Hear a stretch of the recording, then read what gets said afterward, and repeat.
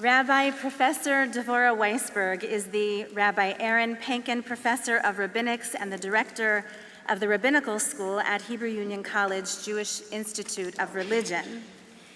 Dr. Weisberg is a leading scholar in feminism and Jewish law, and she happens to be Rabbi Baruchel's favorite teacher.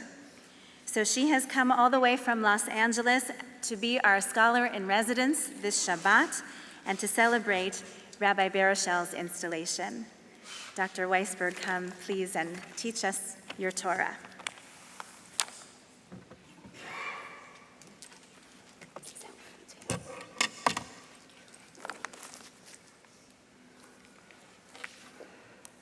As this week's Torah portion, Vayera, begins, Abraham is sitting in the doorway of his tent, resting during the hottest part of the day.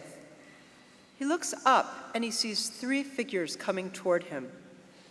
These people are unfamiliar to Abraham, and we can imagine that he might do what many of us do when we see strangers coming up our front steps. We ignore them and hope they'll go away. But Abraham does precisely the opposite. He doesn't even wait for the trio to reach the tent. He runs to meet them and bows in greeting. David Kimchi, a medieval Torah commentator, tells us Abraham bowed to the men because they were dressed in a way that made them look very important. But I would like to believe that Abraham was behaving the way he would behave toward anyone he encountered, treating them with respect, regardless of any indications as to their wealth or status. Abraham then encourages the men to honor him by allowing him to give them a meal. When they accept the invitation, Abraham hurries off to prepare food for his guests, asking his wife Sarah and other members of his household to assist in the preparations. The Torah tells us then that rather than join his guests for the meal, Abraham acted as their waiter, ensuring that they are well fed and cared for. This incident reflects customs of hospitality in the ancient Near East. In regions that are sparsely settled, travelers had to rely on the kindness of strangers during their journeys. But our commentaries, while acknowledging the existence of such customs, also tell us that this story demonstrates one of Abraham's core commitments, a willingness, even an eagerness, to reach out to strangers, to bring others into his tent. Moreover, our rabbis teach us, Abraham was not content to focus solely on the material needs of his guests. He was also concerned with their spiritual well-being. In last week's Torah portion, we learn that when Abraham and his family set out from Haran, following God's instructions, go to the land that I will show you, they took with them the possessions that they had acquired and the persons, or nefesh, the souls, that they had made in Haran. Kimchi understands the persons that they had made to refer to their household entourage, but Rashi, drawing on an early midrash, claims that the words et hanefesh asher asu b'Haran refers to those people whom Abraham, quote, brought under the wings of the Shekhinah, adding, Abraham converted men and women and were converted by Sarah. This interpretation suggests that Abraham and Sarah, having embraced the idea of one God, believed that sharing that idea with others was of paramount importance. Now, my professors taught me that conversion to Judaism began not with Abraham and Sarah, not even with Ruth and Naomi, but close to 1,000 years later, sometime in the Second Temple period. So it's hard for me to imagine Abraham and Sarah sitting in their tent teaching Introduction to Judaism. But what I do appreciate is that our earliest rabbis recognized that reaching out to people, welcoming people into our spaces, is not only about providing for their material needs. Welcoming people requires that we understand and respond to their spiritual needs as well. And while sometimes we bring a guest into our space for only a short period of time, there are times when people come to us as strangers and remain with us as valued members of our community. What made Abraham and Sarah exemplars of hachnasat orchim, welcoming guests, even guests who were strangers? Was this something they learned from their parents? Was it something they internalized growing up? We know it must have been an important value because they not only practiced it themselves, they taught it to others. Even Lot, Abraham's nephew, who lived among people who despised strangers, as our bat mitzvah told us, and thought it was perfectly acceptable to threaten them with violence and let them starve in the street, had been influenced by growing up in Abraham and Sarah's home. Only deeply ingrained habits could have caused Lot to risk his life and the lives of his family by offering hospitality while living in Sodom. I want to suggest that there was something about Abraham and Sarah that made them especially sensitive to welcoming strangers, to bringing people who might have been outsiders into their space and making them feel at home. Our ancestors, Abraham and Sarah, knew what it was like to enter unfamiliar space. In response to God's summons, they had left their birthplace in Mesopotamia and journeyed to a land where they knew no one. Both during their journeys and when they reached the land, they experienced moments of vulnerability as resident aliens and moments where they were made to feel at home. Sensitive to the challenge of being a stranger in a strange place, Abraham and Sarah were able to empathize with others who felt out of place.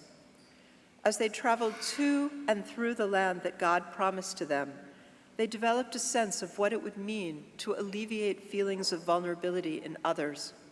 They welcomed others in as they had been welcomed and as they hoped to be welcomed. It's particularly fitting that a Torah portion that contains not one but two examples of audacious hospitality should fall on the Sabbath that Holy Blossom Temple installs Rabbi Taylor Baruchel. For Rabbi Baruchel lives out the example of Abraham and Sarah in her life.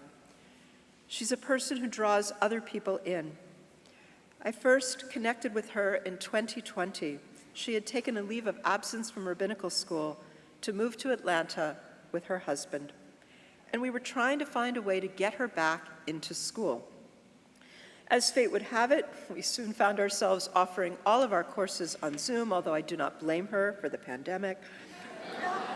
So Rabbi Baruchel was able to join Los Angeles students in class while at home in Atlanta.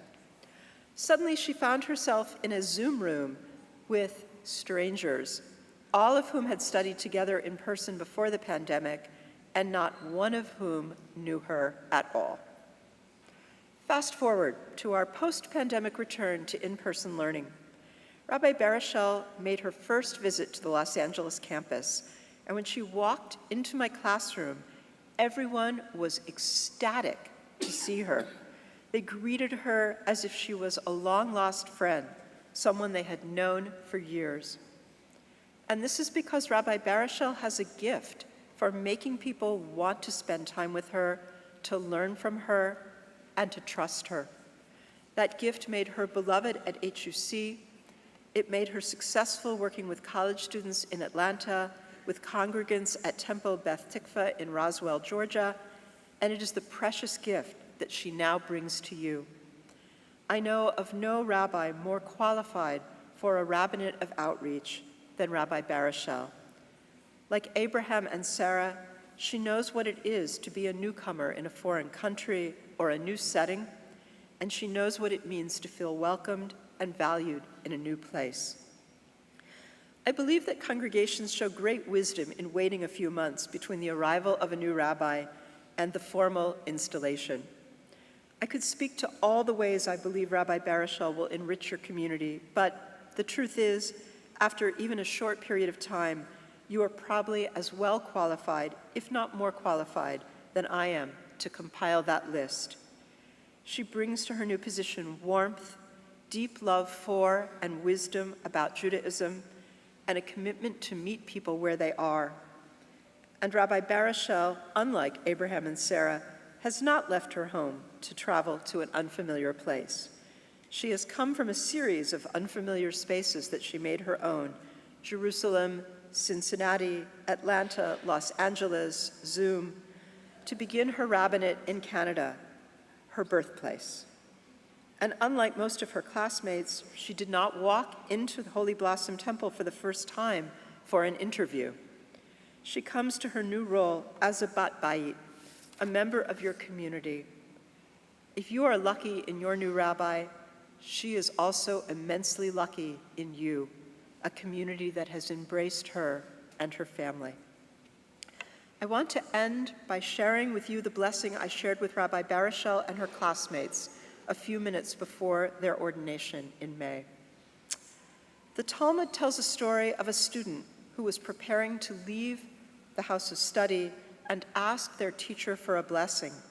And the teacher responded with a parable of a traveler who comes upon a tree in the wilderness, a fruit-bearing shade tree planted beside a stream. After eating fruit from the tree, drinking from the stream, and resting in the shade, the traveler says, Ilan, Ilan, bameh avarchaka. Tree, O tree, how shall I bless you? You have everything here that you need. The only blessing I can give you is, may all the seedlings that grow from you be like you. I am so happy to see Rabbi Barashel planted, as it were, in a place where she has everything she needs to be the amazing rabbi I know she will be. And I know that she will take all the blessings that are bestowed upon her and share them with you.